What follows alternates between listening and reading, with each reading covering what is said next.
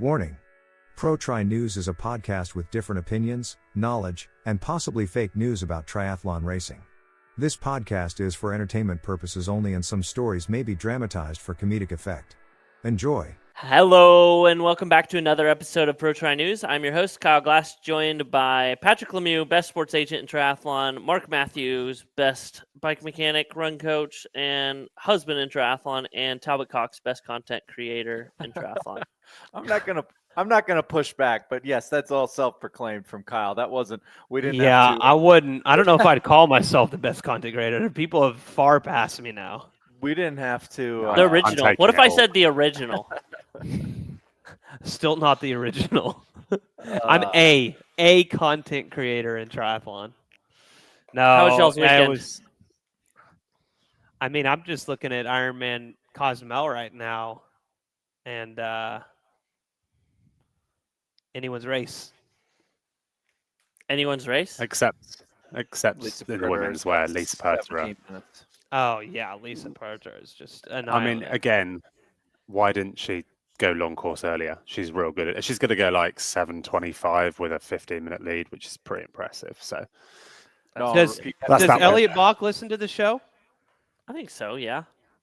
I mean, is he going to get chicked by his girlfriend, Elliot? What's going on here? We'll keep you guys up to date. The race is actually unfolding right now, but it's a pretty good race. Arthur, Sam Laidlow's previous training partner, maybe gonna. I think that you guys right before the show we were talking about they're gonna rekindle train together again. Yeah. He has a pretty dominant lead right now on the run. Thaumann second place. Sven Thaumann. He's that guy that at Ironman Lanzarote got like let off course or something. He was like lead the race, and then they ended up giving him a slot to Nice from it. I don't know. I don't remember the full story, but. And then it looks like there's a race for third, and then in the women's race, Lisa Pertera is just absolutely annihilating with Sarah Svink in second and Danielle Lewis 20 minutes down in third. But great weekend. But this is a more of an exciting show is the Ironman Pro Series is concluded. It's done and dusted, man. This was a big one. Yeah, thrilled to talk about it. I think the most interesting thing about this is everyone has talked about a season-long narrative. It's about the season-long narrative, and I feel like this is really out of all the different series in triathlon, from World Triathlon, T100, Super Tri, everything.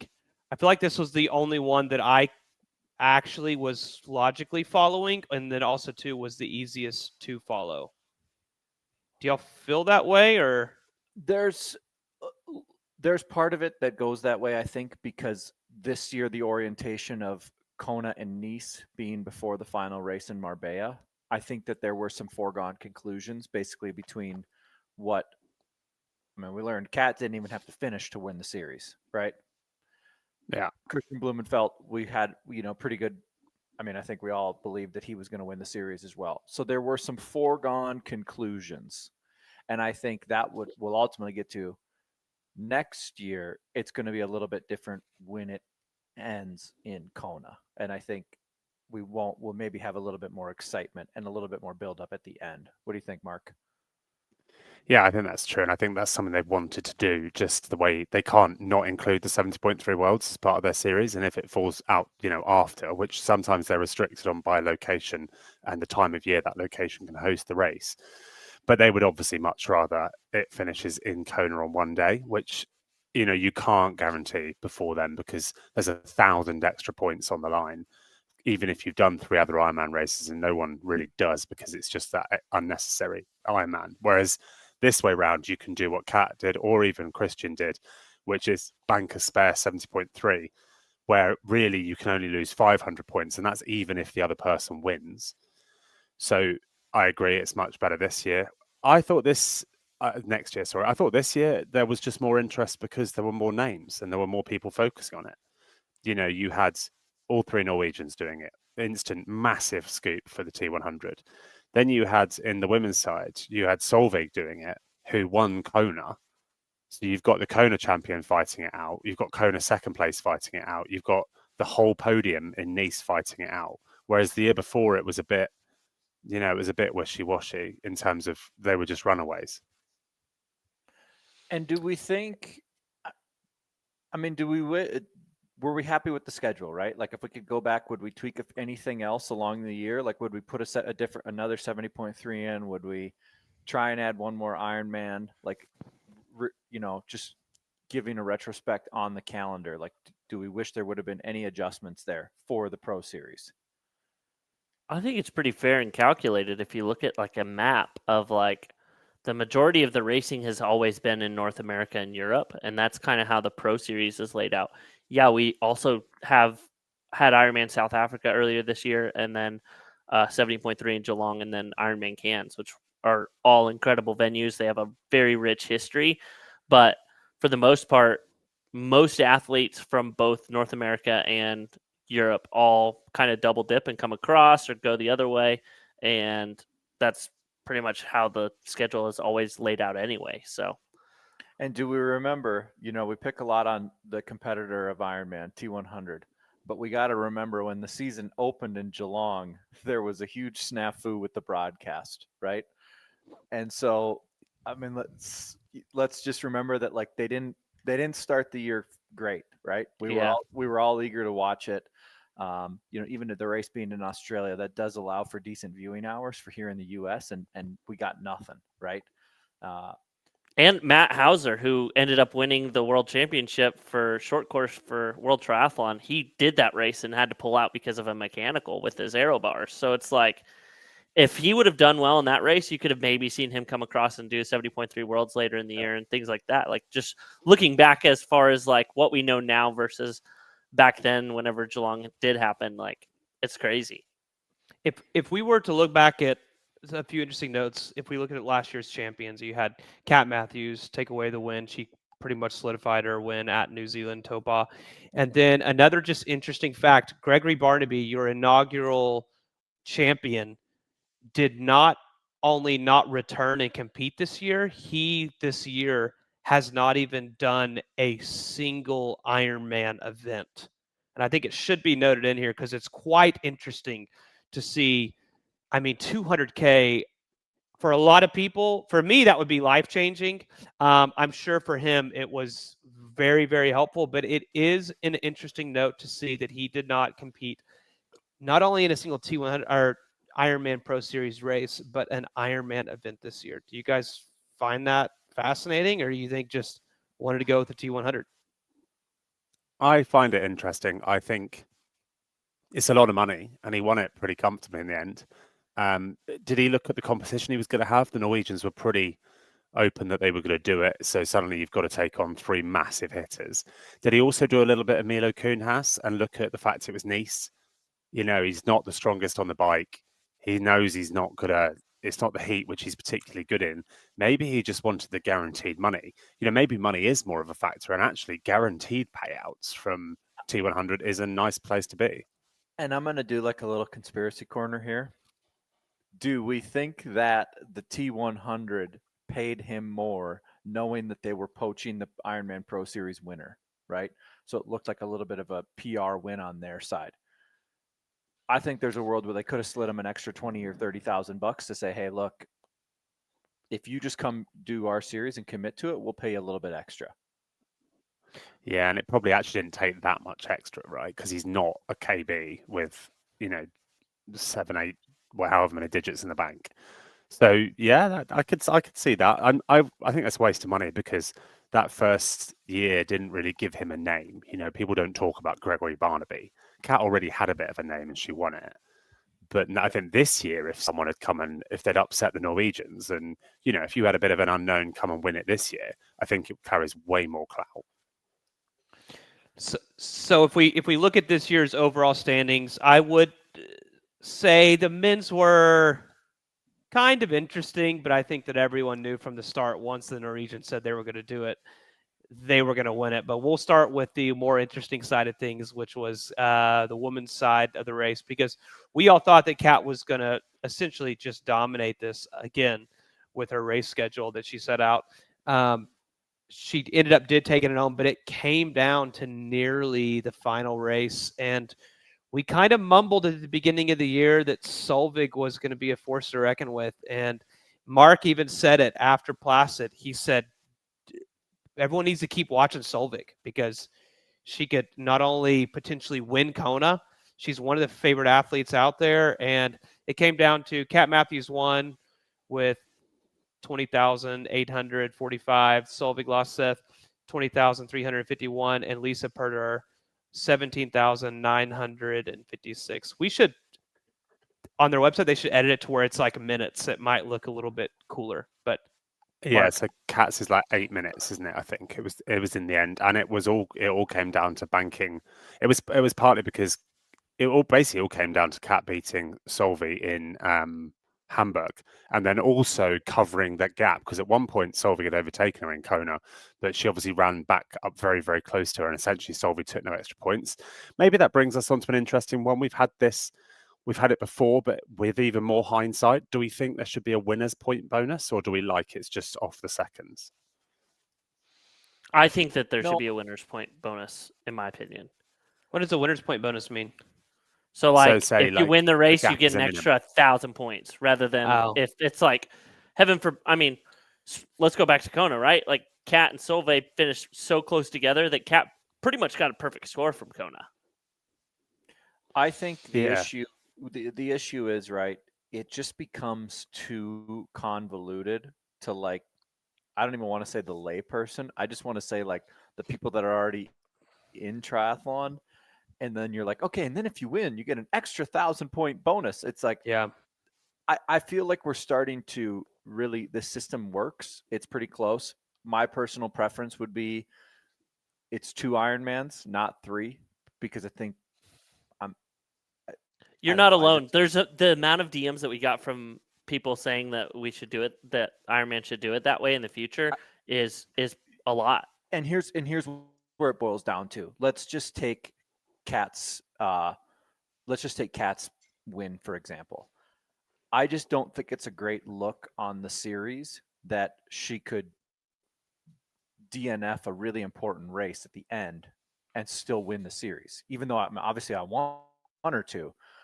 I'm just saying, if that was anybody else, like, I think it just seems like it's too padded for the full Ironman distance, and there's not enough chase till the very end, I guess. And I guess I would love to see 5 women all within 6 or 8 minutes come the end of the year, right? Like, I mean, again, Lisa Perder didn't even have to show up either. She wasn't even on the podium, and she was 3rd.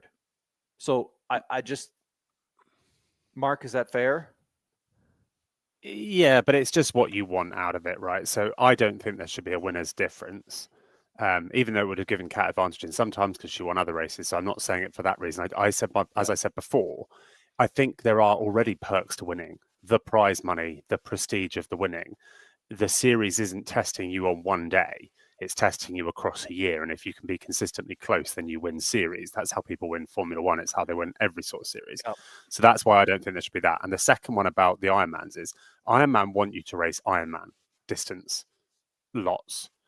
So by just doing 2, you could do a lot of other stuff in your season. Whereas 3, it means they get more out of you. The fans get to see you more often. And the last one is, if you don't, yes, it's not a great look for the not finishing the 70.3 worlds and still winning the series. But if it was 2 Ironman and say 3 70.3s, Kat would have just done 2 Ironman and 4 70.3s and had the buffer anyway. If you want to win, you want to have a buffer. So I don't think that would have made any difference. All we would see is one more 70.3 score and one less Ironman score. And it's the Ironman Pro Series. So I like that it's focused on Ironman. It's not the 70.3 series. That's been my argument like the whole time. The name of the company is Ironman. The name of the company isn't half Ironman. No, and that was obviously that was Andrew Messick's point, right?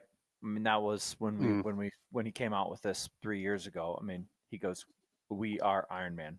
This is what we do, the full one." So I guess I just would have wished that Ironman would have flown Lisa in for the podium, I guess. I don't know. Maybe they offered to and she said no. You know, it's just like it was a little bit of a bummer of that look, but that's all. Yeah.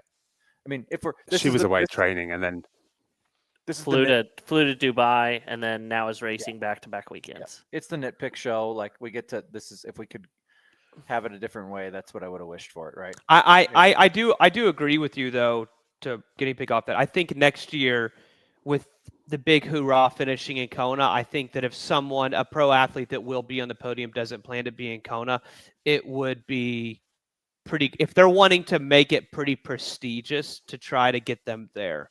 I do know Hawaii's a big trip, but also too, I mean, who doesn't want to turn down a free trip to Hawaii to go stand on a podium and take a check for, at bare minimum, is it 85,000?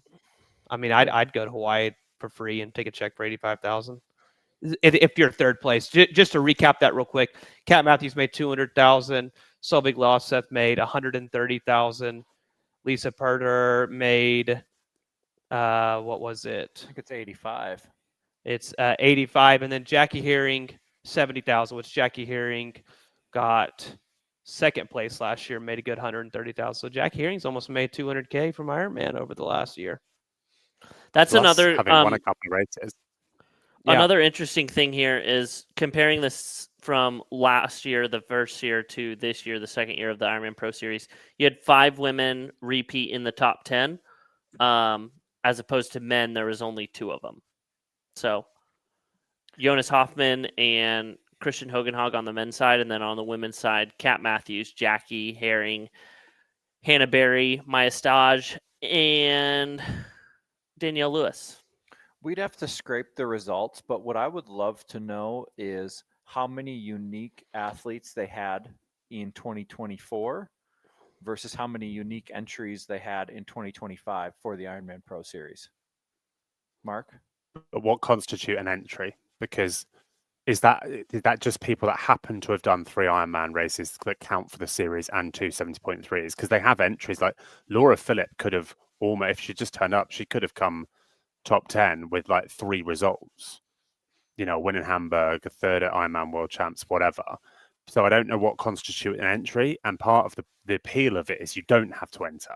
You can kind of see how you're going throughout the year, and then do you persevere with it? I guess what I would do to track it, if I was Ironman, I would see how many people hit the threshold to do it via the 3 Ironmans and the 2 70.3s as some way to track it, and then they're obviously tracking that against total entries as well. And maybe is there a person who scored? Do we have the information of who did the least amount of races but scored the highest in the Pro Series? I'm not sure on that. Yeah, I think it's Hannah Berry. Okay. Did she miss an Ironman, or she missed some 70.3s? Oh yeah, she missed. I mean, no, she raced 3 Ironmans and 2 70.3s. No, she did 2 Ironmans and 1 70.3. Okay. So she did Ironman Cairns, and then the Ironman World Championship, and then she did 70.3 Geelong. In Western Australia? Did that not count, or no? No, it was definitely 2 Ironman, 1 70.3, and she finished 9th, which does show the depth in the women slightly compared to the men. That would be borderline impossible to do on the men's side, I believe, unless you had someone come in that won a couple. But like Leon Chevalier finished 9th in the men's, for instance, and he had 3 and 2, and with some pretty good scores across the board. You can also look at how far back they are. So he scored 1,653 points in the men's to finish 9th, whereas Hannah Berry finished 9th with only 1,200 points. So 12,000 points. So there's 4,000 points difference basically between the men and the women falling back to 9th. And you can directly compare them because that's how far behind the women they are. And 4,000 points is, it's more than a 70.3. It's like it's like coming second in an Ironman by 10 minutes or whatever. Here's 2 things to mention for the men's side. One, Jonas Hoffman did 2 Ironmans and 3 70.3s, which would be like kind of not really doing the full criteria. And then if you're going to go to the person who only scored 4 races, it was Matthew Marquardt with 3 full Ironmans and 1 70.3. But real quick, before we get into the men's, what are y'all's thoughts on, and Mark would love to hear your thoughts on this too, and I know Ironman is very pro Ironman. What if they shifted the season every other year and they did a focus on 70.3s or they did a focus on Ironmans? Would you guys be in favor of that, or do you think it takes away from the core of the sport, Ironman? I just think it'd be different. I'm not sure I'd be against it. Certainly not as a home standpoint. It makes no difference, I don't think. I think if you focus on 70.3s, maybe you just draw away from resilience slightly. I think it's much easier to convince someone to do 2 Ironmans in a year. It might make, if it's a 70.3 focus, it might make it more of a level playing field come Kona for those that aren't choosing to do the Pro Series. They come in a little bit fresher because they haven't done as many Ironman races.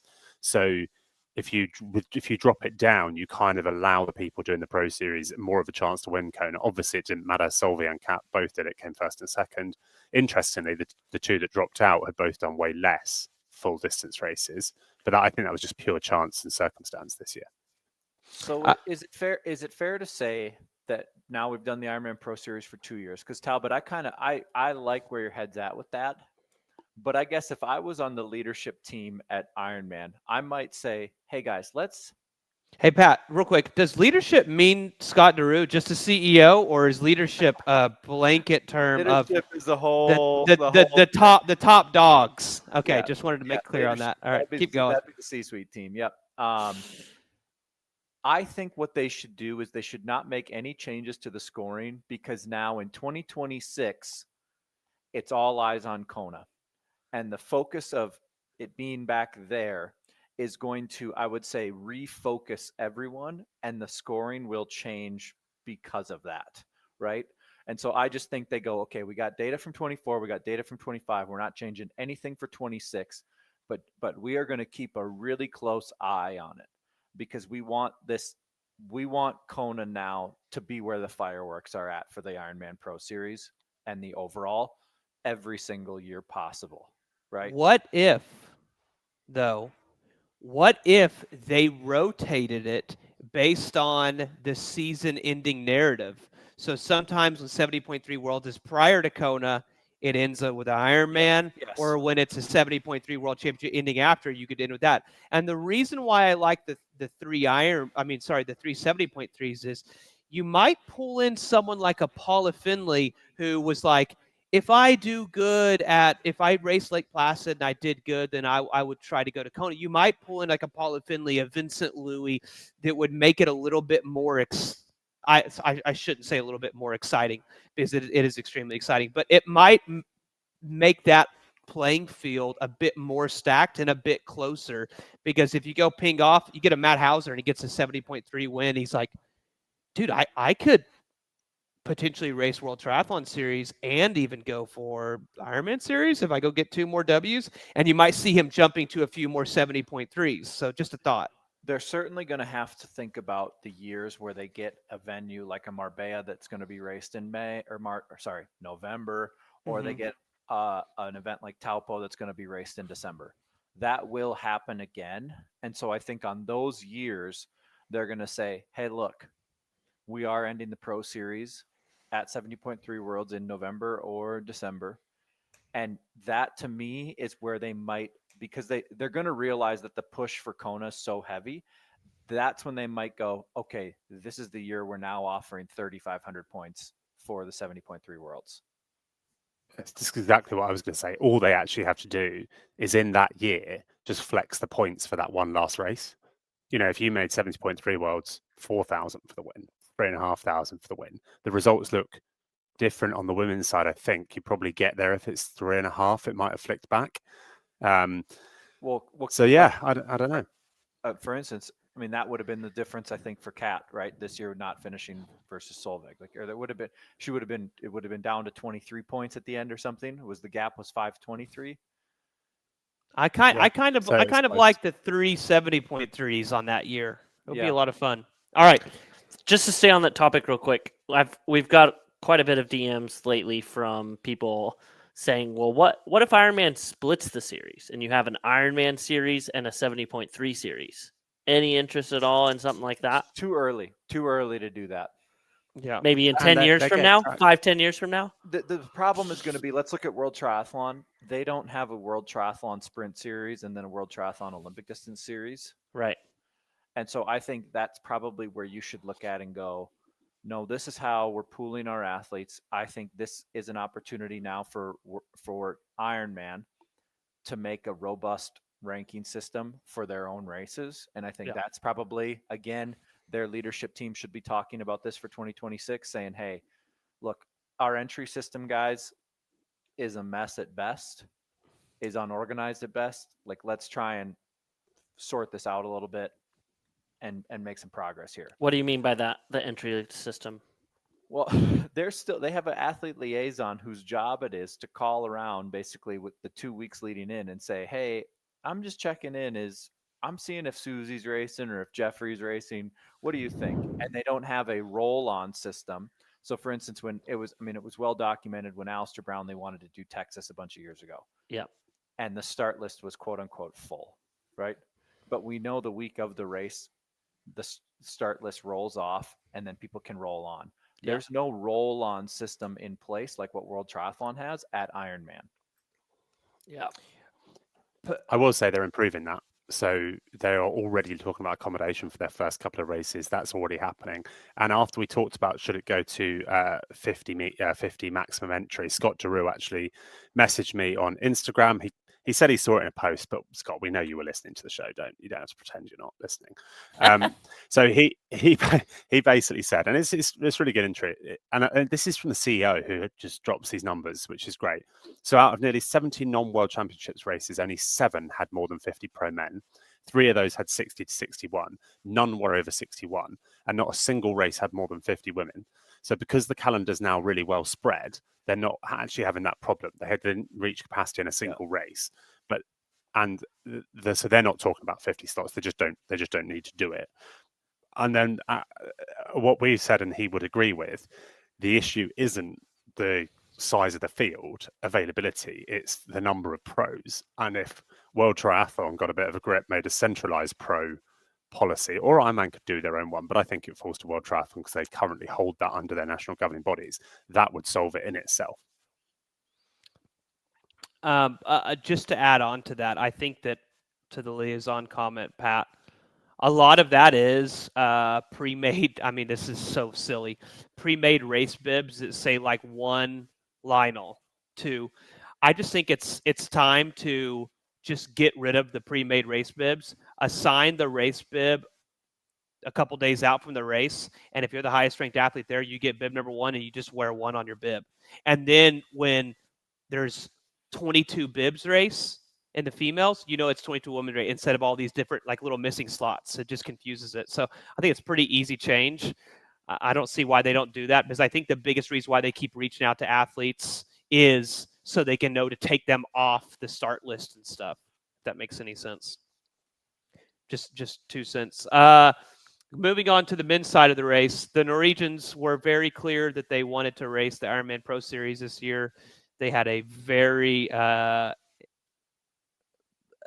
interesting schedule that they were all going to race the exact same races, which I found to be quite interesting. I even asked Christian himself, I'm like, why wouldn't you guys split it up and go races so you can get maximum points and all that? And he was just like, oh, we just want to race the best, and we are the best. So Christian Blumenfeld walks away comfortably with the win. Not too comfortably, but pretty comfortably. $200,000. Casper Stornes, your Ironman world champion, $130,000. And then Christian Hogenhag, brand new father, walks away in 3rd place with $85,000. So, and what are our thoughts? Let's not forget how Christian Blumenfeld and Casper Stornes opened their Ironman Pro Series year in Oceanside. I mean, they both essentially had 2 goose eggs to start the year, right? Yeah. I mean, so you start. Neither of their performances were counted in their overall series. Which, again, it is, the series with the 3 Ironmans. If your first opening score is essentially a 0, you got to go make it up elsewhere. This is not an easy thing to go and wedge another race in later in the year to try and recover those points,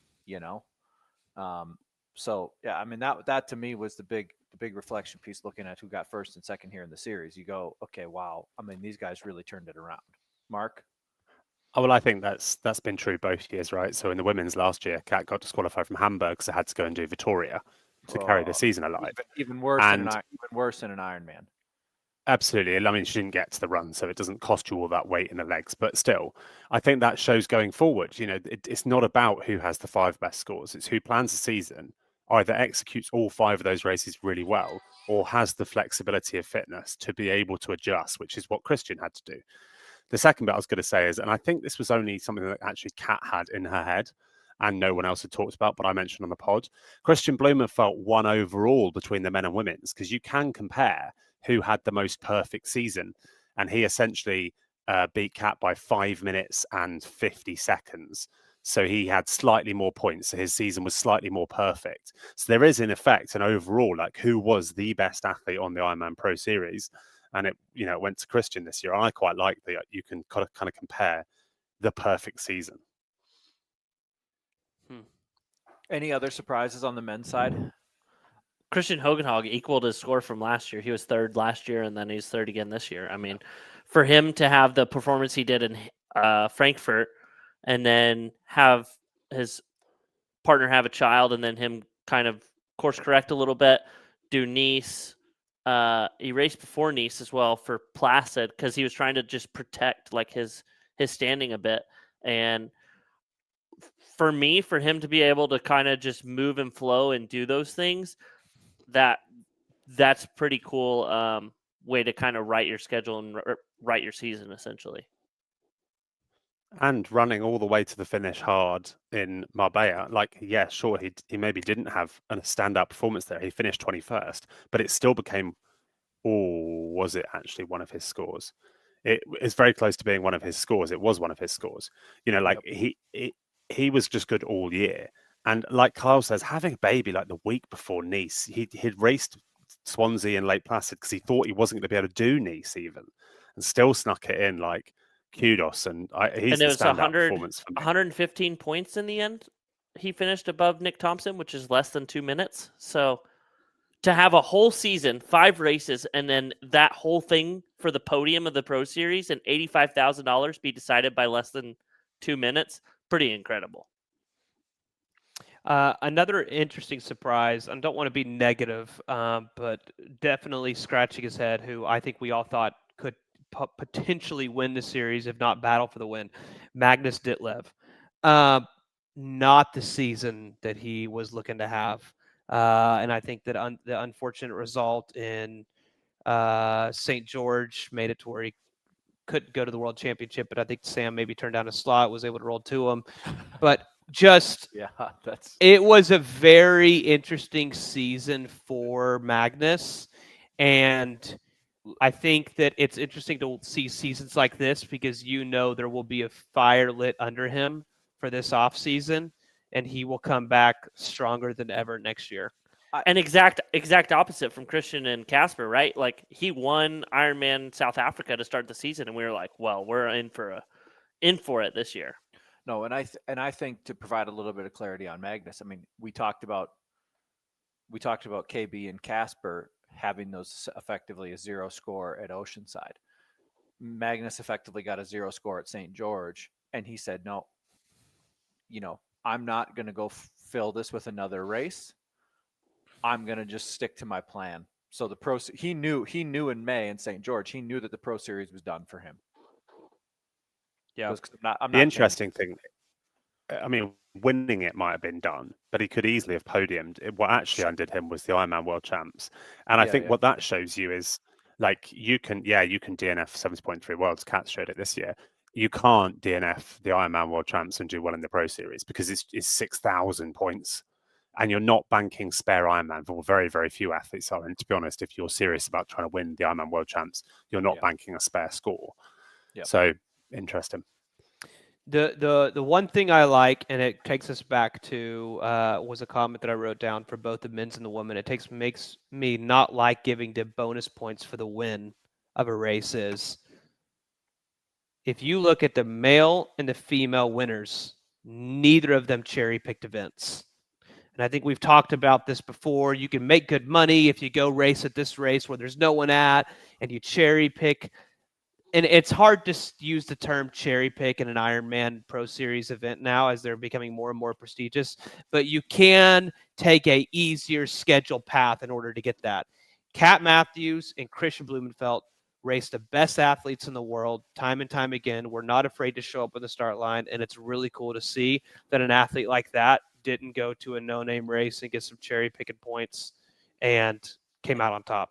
And look, let's acknowledge obviously that Kat and Kansas is a great place. Okay, uh, I'm just kidding.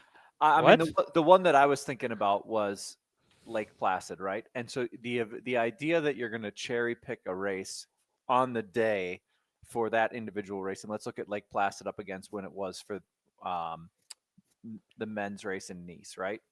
Yes, Ironman Lake Placid was easier for the men in theory, but it comes at a cost for the real race, after that, right?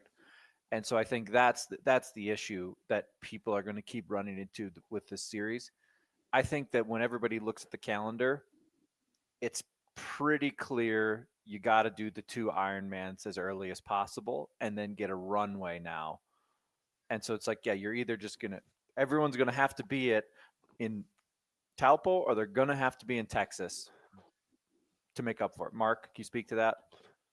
Yeah, I think this year Kyle's probably right. The cherry pick event was probably Cozumel. It's interesting. Are we ready to talk a bit about next year? Can't. Are we But ready it's to talk a bit beautiful, about and you can do a lot of fun stuff there. So the schedule next year, because Pat opened the door, basically starts in Ironman New Zealand, and we've already sprinkled our predictions that race is going to be absolutely outrageous. I'm pretty sure we're going to see the 4 biggest women in the sport right now take on New Zealand, which would be amazing. I don't know that Lucy is, but I've heard she's going to do the Pro Series, so why wouldn't you start there? She might just go to Texas instead. And then you've got some normal races. You can bounce onto Geelong. You can then go onto Oceanside, and then you can do Texas. Now, I'm hearing that Christian Blumenfeld is going to do all 4 of those. I'm hearing he's planning on doing basically Ironman New Zealand, 2 weeks later Geelong, 1 week later Oceanside, 2 weeks later Texas. Mental but exciting. Should we carry on through the schedule, Talbot, or do you want to go?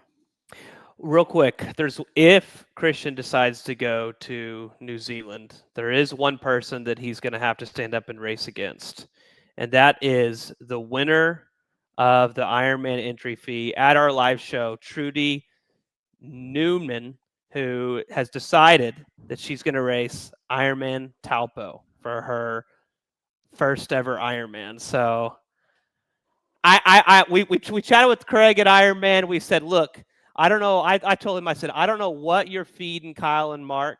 I would like a double of it because you guys high as hell on talking about this race. Now I'm thinking about I have to go out there. Maybe we can get Pat to go out there as well because you guys are acting like that this thing is the greatest race on earth. Can I ask, did Ironman bail us out when you gave away 2 entries and basically bankrupt us? Have we had a bit of help from Daddy? I don't want to say Ironman has bailed us out, but Ironman Oceania has helped us out and has assisted us and thought it was absolutely awesome what we did.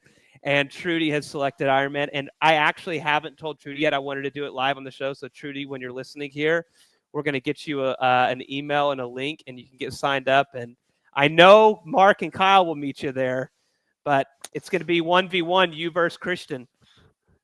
Well, that's amazing. And a huge thank you to Ironman Oceania for leading in with our spontaneous charity on that podcast, because Kyle almost had a hernia when he realized that Talbot just bankrupt us.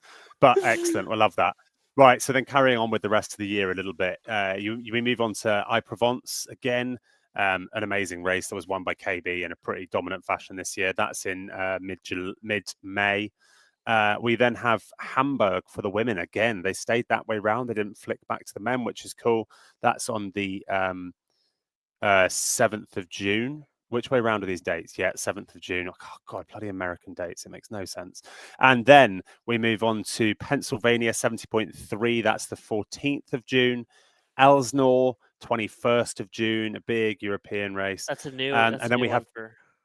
Or no, it's a new one for Pro Series. Yeah. And then Frankfurt is again back with the men in late June. We have Swansea the 11th I of cannot believe they're going back to July. Swansea. I cannot believe they're going back to Swansea. I love my time there. Don't get me wrong, but that Go place on. is crazy. That place is just crazy. It's The fact Wales. that- Of course it's crazy. Well, I mean, the fact that everyone's like, it was absolutely beautiful this year, but the fact that everyone was like, it's usually like horrible weather, and the But fact how that good it's were the like crowds? sunny. Oh, the crowds were insane. Swansea, they know how to put on a race. So if you have any interest in doing a 70.3 this year, you should definitely go out to Swansea. Then we have Lake Placid, 19th of July. We have Boise. For some reason, is Boise a nice place? Because in my head, it just sounds terrible. No, Boise in the summer would be great. Yeah, Okay, summertime in cool. Boise is not bad. Yep. 25th of July, Boise. Now, I think this is the cherry pick race coming up. This is Ironman Kalmar, because it's the 15th of August, right? It's the 15th of August in Europe. So it's got 3 slots on each side. So it's Less I think than it's 2 for months those that before have, Kona. yeah, for a full, like if you can maybe avoid it, all the big names will have banked their qualifications and their races early, is my prediction. So I think you'll see a bit of cherry picking at Kalmar. And then Zellamzee, great race. Definitely get yourself over there. That's the 30th of August. We loved it there this year. 70.3 World Championships back in Nice, epic course. And it finishes out on the 10th of October in Kona. The big thing that we've got a lot of DMs from, Mark, do you feel like Ironman should go back to, because what they used to do with Ironman Hamburg and Ironman Frankfurt is they would switch the men and the women every other year. So like this year, Hamburg was women, Frankfurt was men, then they would switch it. And then essentially this upcoming year, it would be men in Hamburg, women in Frankfurt. Do you like that they've now created this like women are in Hamburg, men are in Frankfurt type of narrative? Well, I have a theory. I think they listen to the podcast, and I think they want a sub-8 female. And we all agree that Hamburg is the Ironman course to do it on. You could maybe have done it in Cozumel if it was cool and some of the big hitters went, but it's the wrong time of the year. I think Hamburg's their course for it. I'm not sure they're going to get the hitters. I could see Laura Phillip doing it, so maybe she'll go and have a crack at that. But basically, they want to try and do it before Roth manages to do it, is my guess. So what do they get by putting them in there? Maybe they scrape a new world record, but they already claim it with KB and Cozumel anyway. So maybe that's why.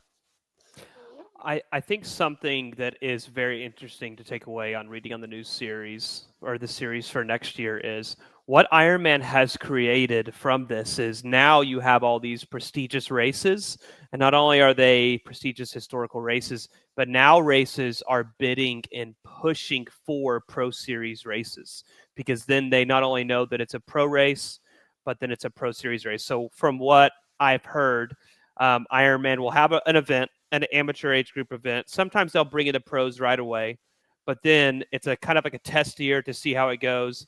Then they are able to grade that for a Pro Series event. If it does good, well response, the athletes like it, then they'll bring the Pro Series there the next year. So it'll be interesting to see an event like Amman, for example. Just recently had their amateur age group event. I think in the future we'll see a pro event, then we'll see an Ironman Pro Series event, which then will lead into the Ironman World Championship event. And there's a lot of these things, and the Ironman team has done really good at this, but I think should be noted that it's crazy that now these cities are like, look, we know we have an event, but we want a Pro Series event now because they know that the people will show up, and it has affected the amateur athletes racing at the event because they know that there's a large amount of the top level pro athletes that go to it. Talbot, just to hit on that with Oman, next year it's Middle East Championship, so one would assume that there might be a pro race there on February the 14th in Oman for the Middle East Championships. So that's 26. 27, you might be looking at a Pro Series race now that their Experience Oman is the title sponsor for the Pro Series going forward. So maybe 27, 28, they probably will start the Pro Series there. Talbot, just to kind of balance out what you were saying, Ironman will also have to be looking at their entries and going, okay, we have a race like Oceanside, which we know sells out. So we don't need to necessarily, we need to have a Pro Series event there because it's so iconic, right? There should always be a Pro Series at Oceanside. but they may take an event, presuming that what they're doing in Happy Valley, that I think had like, it was around 2,000 participants last year. But then they might go, okay, we want to have some magic Ironman dust at Happy Valley or Boise, because now we know if the Pro Series goes there, we're going to get an influx or a surge of age group athletes coming to go there that can handle that, right? So it's a way for them to go, how can we boost an event that has the ability to add 1,500 or 3,000 age group athletes at it? 800 people at Happy Valley last year. 800. So, I mean, this is 600 men, 200 women. Perfect example. Mark? So yeah, I think you've hit the nail on the head, because what we do know to be true is the only real region they're struggling to sell out Ironman events is North America. And we've got 2 70.3s in North America on the Pro Series that were previously really small events. So I think it's a great mechanism for them. And do you know what it says to me? It says that the pros are still seen as really relevant by Ironman as a marketing tool. And that's great for us as family supporters, podcasters, whatever we all are collectively of pro athletes. So do we want to land the plane and just give a grade this year on Ironman and the Pro Series? Yeah, can I just start? I'm just going to throw out a letter. I'm going to throw out a letter grade. Go for it. I'm going to give them a B+. And I'm going to go back to the only thing, there's 2 things that I would change. Broadcast. And then I might just, this is kind of more at the end of 26. I would keep a very close eye on the points and how the points change in a Kona year. And then I think the kind of what Talbot and Mark and Kyle, what we talked about was in a year where you've got 70.3 after, think about giving that a boost. Other than that, I mean, I really want to give it I think that they're really close to an A, but I think that the one thing that our podcast and the entire audience that's watching the sport keeps going back to is the broadcast has to get better. And I think if you elevate that around the Pro Series, I think then they're damn near a perfect score. I'm going to echo the broadcast as one of my only criticisms, and I think it has got better. I just think the platform they use, especially if you're in America, some of the commentary at times isn't that swept up, but I think it's something they're working hard on. But I agree. I also think the winner should get 400 grand. That's something I'd like to see changed. But otherwise, no, I'm with you. Do you know what? What I will say that I guess a lot of people don't see is their professionalism around hosting pros and looking after pros in race week has massively increased. So, I mean, as a family, a thank you, but I see it from all the others. Like the team that Ironman are deploying to look after pros, make it feel like a really prestigious series and event. It's so much better than Ironman used to be, and it does mean a lot to pros. It does. Honestly, it makes you want to go race there. So, massive personal thanks for that. And I think we'll echo that, right? There's a continuity of care at Ironman where it's the same media people. So the athletes are saying, okay, I know that Toffer or James Mitchell is going to come interview me for a fighting chance. And there's a rapport that's been built now. And in North America, it's going to be Toffer. Yeah, that they've maintained. And so I think that that's something that's been a really positive impact for the athletes. Yeah. That is a big downside because they are a pack of degenerates. But they're lovable degenerates. I think I would give them. It's hard to say. I would say a B+. I think that changing the broadcast would get them to that A. Quite a few things in the broadcast could change. Something that they might want to look at doing, and they're already doing so much. So I'm not saying they need to go add this to their plate, but they don't do a whole lot of graphics around the Ironman Pro Series. And if this podcast is about the Pro Series, you could maybe do some more graphics, maybe hype that up a little bit more, show that, build some scenarios, instead of saying the points, you could say something like Christian Blumenfeld's is 2 minutes behind so-and-so. You know what I mean? And maybe more that to give the Pro Series more emphasis. And I think that might give it that little bit of aura that gets people a little bit more excited for it and helps people kind of push at it more. But other than that, I think from a content perspective, kind of everything Ironman just, I mean, everyone says that this is just nothing but the Ironman show now, but it is. There's so many different race organizations, from Challenge to SupriSes to World Triathlon, and they do a heck of a job. You can't deny that, and they do such a good job that I would say 95% of the listeners in our show do all their events, and they don't do the other events. So you can't, like, it's just the truth. The Ironman 70.3 world champion has a tattoo of the Ironman logo. I mean, that's the impact that this brand has, right? Yeah.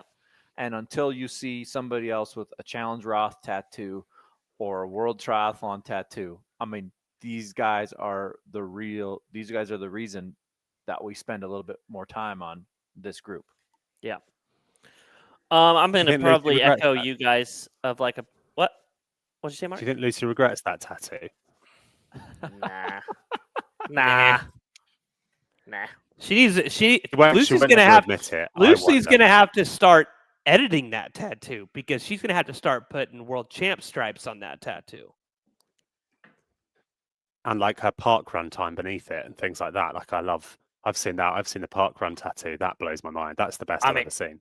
Maybe if she wins the T100 series at the end of the season, she could get a My T100 mind underneath. will be blown when I see like a Strava route tattoo.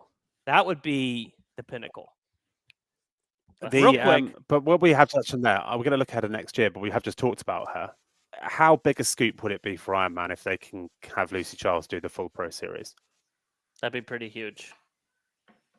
Biggest name in the sport? I Yeah. mean, social media wise, certainly the biggest name in the sport. Yeah, and she's I think proven it would be a she massive... proved me wrong, because one of the big conversation pieces for me this year was the fact that Lucy was doing more races than she's ever done in a season, and she, longevity wise, she made it happen and won the 70.3 world title and has a chance to win the T100 world title.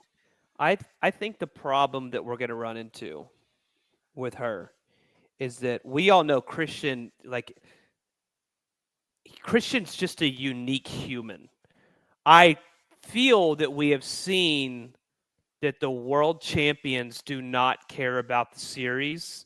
They care about that dopamine hit of running down a Leahy drive and getting that again. And if that's sacrificing 200,000, if you're a world champion, you probably ain't caring too much about 200,000. And I don't see Lucy Charles showing up next year with one thing and one thing only on her mind, and that is Kona and winning that title in Kona.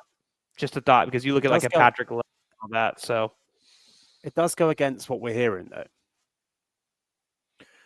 I'm hearing she's in for it, but then it's how in for it, I guess, is your point, Albert, right? If she rolls, I don't think she would. I think she would be more of a Magnus than a Cat, maybe. If it starts to go wrong at any point, which, to be honest, there's no reason it should be. She's unbelievably good at what she does. But if it starts to go wrong, she's not going to chase it.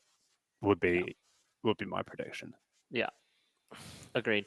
I'm gonna go with you guys. Same on the grade, probably B minus, B plus, maybe A minus. There's a couple of things. One, as we've all harped on already, the broadcast, they've improved significantly, bringing in some different commentators, bringing in people that maybe makes the broadcast a little bit more interesting. They did it with Joe Skipper and Joe Skipper, and he listens. I mean, they even had Crowe on a bunch. Yeah, they had Crowe and Fraser Cartmel. Sorry.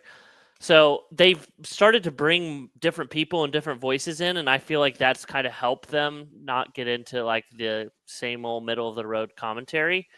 And so they've done better there. But yeah, the broadcast is number one. Number two, like we've hit on this whole podcast, maybe changing the way the Pro Series looks as far as scoring wise.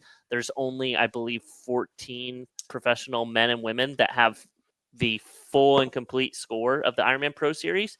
So maybe that's something to look at as far as like maybe the Pro Series is too hard. Maybe to make it a little bit easier to get more people to buy in and more points, maybe you do look at scoring 70.3s over Ironman. Let's put a pin in that until after 26. I think at the end of 26, we're going to have a much better information chart to look at to make that decision on the point scoring moving forward. Yeah. Talbot. Real quick, not in any way knocking on Fraser and Joe, great blokes. I think we should, if Ironman, if you're listening, go the opposite way. Quit bringing in people from triathlon. Let's get some actual professional commentators in to commentate. We don't need another ex-pro athlete or fan of the sport to commentate. Let's get some actual professional voices to help assist the voices we already have. Another thing, real quick, before we move on from that, I just thought of this out of my head, and I'm really curious to hear what the amateur athletes that listed the show. I wonder what would happen if Ironman made a Ironman series, and essentially amateur athletes could score points based off of the same timing format, but they would have to go to the Ironman Pro Series events, and they could compete in their own series as well. And they get money, or no, not everything has to be. It's just professionals make money. Amateur athletes, they love their trophies. They get free entry to an Ironman race. Kyle, they get a trophy that says they're the winner. Why do you think me and Kyle are starting our season in New Zealand?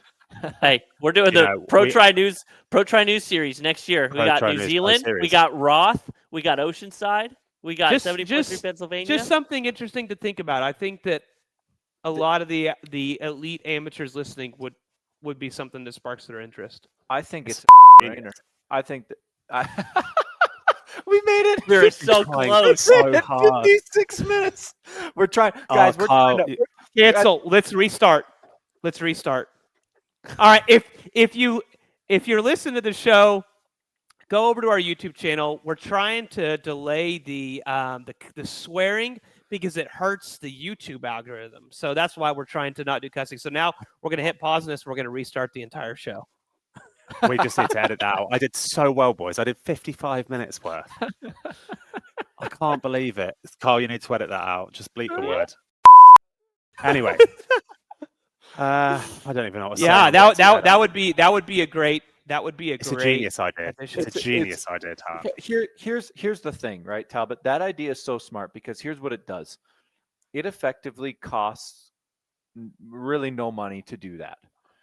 It's going to take somebody some time, but they already have that job. But it will get everyone so much more involved in wanting to do these races. Yeah. That to me is like the biggest no-brainer ever. You know who would be great at that in our Ironman employees? Aaron Wynn and Sam Twine with Triathlon Insights. Both those guys, just put them on the case. It'll be great. The only thing that would be that party. I'm what is Aaron on that? He's going to make the graphics for it. He's got to make the graphics for it. Aaron turns up with his iPhone 17, shoots a couple of videos, goes to bed as per usual. I'm not having it. The only thing that would have the negative side of that is it would just lead to a few divorces and child neglect. But other than that, I think it's a positive for everyone. Which also should just be Ironman's motto in the first place. Do you want to get divorced and neglect your child? Try an Ironman. Spend an absolute truck full of money. Sure. You almost swore there, Pat. You almost swore there. All right. Do y'all want to chat hot takes? I know time wise, we good? Let's do the biggest hot take first, and I'll take this one. All right, go for it. So Sam Renouf has made a statement. It was in a YouTube video. They pulled it. They put it into an Instagram clip. I think he did what we acknowledged last week on the pod. He needed to address it. I think when I saw that clip, I don't want to get into and break it down. He should have said this. He should have said that. Where I'm going to go with it is the T100 knows and is acknowledging that their fans and their athletes are becoming exhausted by this. And it's time for them to actually implement some changes and to do something better and different. And so we will all be watching Qatar. We hope it goes really well for the athletes' sake. But I think internally they know that it's time and there's a line in the sand and they've got to do better. What do you have to say to the people that are like, they're still a new company? Look, Sam has done a tremendous job, of fundraising. He's raised, roughly $60 million. That's incredible. The athletes have all benefited from it. That is, you cannot even, give enough perspective on how good that is. But the execution of what's happening on the field of play has left a ton to be desired, right? Yeah. And that's where they have to improve. And Okay. those two things can be true simultaneously. So, look, Sam messaged me this week. I heard from their athlete liaison as well. The four of us are cheering for them, right? Yeah. But we're also going to hold them to a really high standard, just as we hold Ironman to a really high standard. We said the same thing to Ironman. Hey, guys, put your races on YouTube. It's not that hard. Your outside deal is done at the end of this year. We better see them on YouTube next year. 26. Is the end of 26? Yes, one more year. That just killed my vibe. We better see the race on YouTube. So yes, but you know what? We're a voice for the pro athletes, and this is what the pro athletes are saying. So. Yeah. Another thing that came out this week was the Race Ranger data from T100 Dubai. What are you guys' thoughts on this? Now we've had, I believe, 5+ races from starting at Challenge Roth, now doing some T100 races. What do you guys think about this Race Ranger data? How do you feel about it? I think every race should do it because it seems to work. There's less and less. There's always one standout, it seems like. Poor old Sam Dickinson got it this time. Big fan of Sam, lovely kid, but he got caught a kipper on the Race Ranger data this week round. But there's less and less. Remember they first came out, there were like 5, 6, 7, 8, 9 guys had like 5 minutes. Now one bloke has 3 minutes. And I was going to say too. Remember when we used to watch races and we used to go, holy smokes, guys, this entire field is just drafting. When have we brought this up in the group chat? Never. We haven't. We haven't. And so now it's just, there's a self-policing that's happening. And I think what you'll see is, look, let's pull the Sam Dickinson one for a second. Like, he maybe just hasn't done a ton of racing with Race Ranger. Nah, yeah, he is. No, he has. What he was doing was hanging on to me Canute for dear life. And if I was trying to do that, I'd be at 2 meters, not 18. Okay, sure. So you're whatever. There's going to be these cases, but the theme is the playing field is way more level than it's ever been as far as it's like. So I think it's brilliant. Yeah, I agree. Hats off to T100 for doing that, because they're the only organization that has the balls to do that. One thing that I've never even noticed is the amount of overtakes people have. I never realized how many passes there were in a triathlon in 80 kilometers. So that's going to be one that I find to be the most interesting. I would love to see kind of more data behind that. So next hot take. I will bore you guys with talking about the amount of training I've done the last 3 weeks, but the coolest thing that I've done with this training that I've not done in the past is I'm tracking all of my eating and nutrition with the Fuelin app. Now listen, this app is pretty incredible because it pairs with not only my Garmin, but also my Training Peaks. And we had a potluck at work this week, and all I did was type in Thanksgiving, and it populated every single thing that I put on there. So that's, in my opinion, best bang for your buck. Hot take for triathlon. Should Ironman split the Pro Series into 2 series? We covered that one. Someone that had a hot take earlier in the year was no one from the podium at Ironman World Championship in Kona will be on the podium at 70.3 World Championship. And we were like, yeah, no way. They're going to be on the podium. Boom. That happened. So. Yeah, good point. We absolutely killed them on that as well. Yeah. I don't think we predicted DNFs of Nib and Lucy Charles, to be fair. That's where we got screwed. But okay. They were right. The next one, Pro World Championship slots should not roll down. So if you decline your Pro slot, it shouldn't roll. Don't like that. I just because that's just not the way that sport works. Because what if someone is like a They're going to the Olympics, for instance. It's not just about like whether they want to do it or not. They're all having kids. Like we've seen that with people having kids in the past. We've seen this. Female athletes have qualified for Kona whilst being pregnant, and then not taking their slot. I mean, it just rolls. I mean, imagine if social, or if the media team would have picked up on this a little bit more, when Magnus thought for sure he didn't qualify he was 13th place in St. George, right? But he goes to the awards ceremony anyway. Sam Long leaves an hour after the race, right? They call Sam Long, and then the spot rolls down to Magnus, and he realizes he's got a 70.3 Worlds ticket from this. Like, the look on his face would have been amazing for social. So, like, I think this is just a really cool thing that, that there are wild stories from. And also, like, does that also include if you've already qualified? So if the winner's already qualified, it rolls down a slot. Do we get rid of that? I think Kat qualified 4 times for Marbella or something. I think I'm using Kat. There'll be people way more than that. There'll be, KB. How many times has he qualified? Like, no. No. I think that's an example that I think Ironman could in their Ironman Pro Series content, right? They could look at that a little bit more and focus on that, because we talk about it all the time, right? Like, hey, slots are going to roll down crazy at this race. Like, go and find the person that got 11th but got a slot and go show how important and impactful that is to them. Yeah. Fair. Next hot take. Ironman is doing a 20-meter draft test in Tucson, Arizona. I think this is pretty exciting. We've had some mumblings of this, so I think just to update all the pros that are listening, I think that Ironman is exploring this. We aren't working in hand with them, but we would love to, and we're still pursuing our own thing as well. But yep, we'd love to be the preferred podcast that they engage with on this topic. I think if we'd done that, though, we perhaps shouldn't have thrown Jimmy Riccatello under the bus 874 times.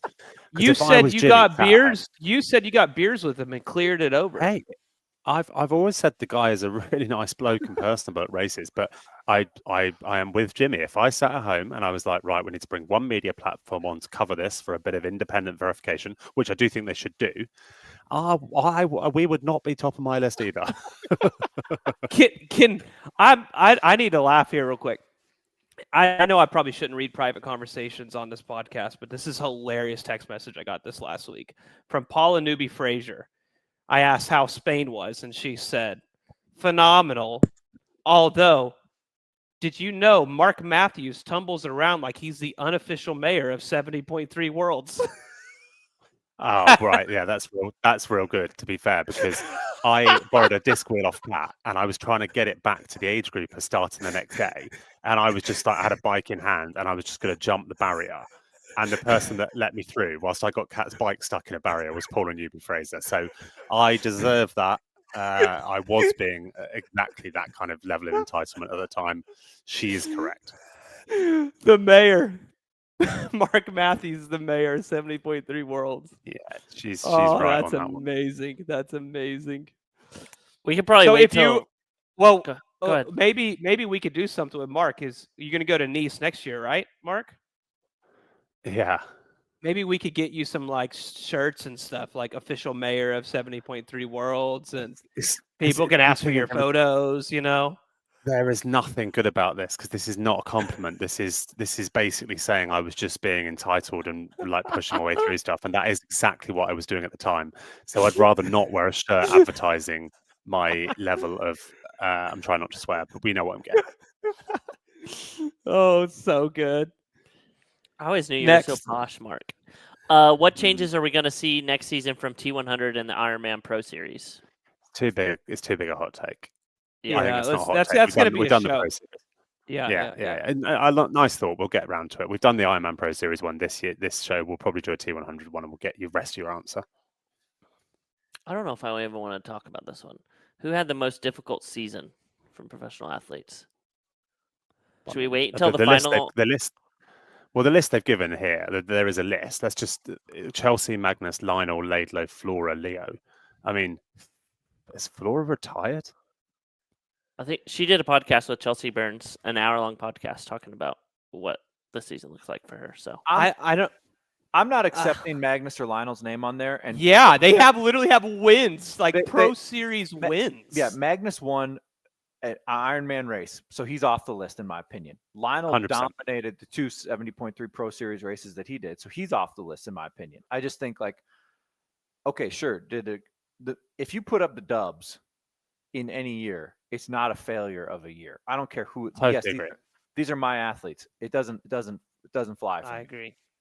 There's you know who probably had some difficult seasons is every year there's like around 1,500 professional athletes that toe the start line, and what percentage of those get a W that year?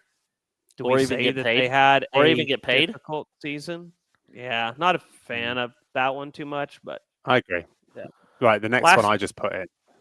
Is Pat in denial about Roth? Right, because I've mentioned this lots of times in the group chat. We are doing a relay. Kyle is running a marathon. He wants to try and go sub 3 hours. I'm doing the swim because I need to free up some time later in the day. And Pat, you cannot keep ignoring the messages. You are doing a 180k time trial. I didn't realize You can borrow my time trial bike. No. He has one. Stop. Pat has one. I have one. I didn't realize I was only on the hook for the bike. Yes. That interests me. No, it doesn't interest you. You are doing it. You're doing it.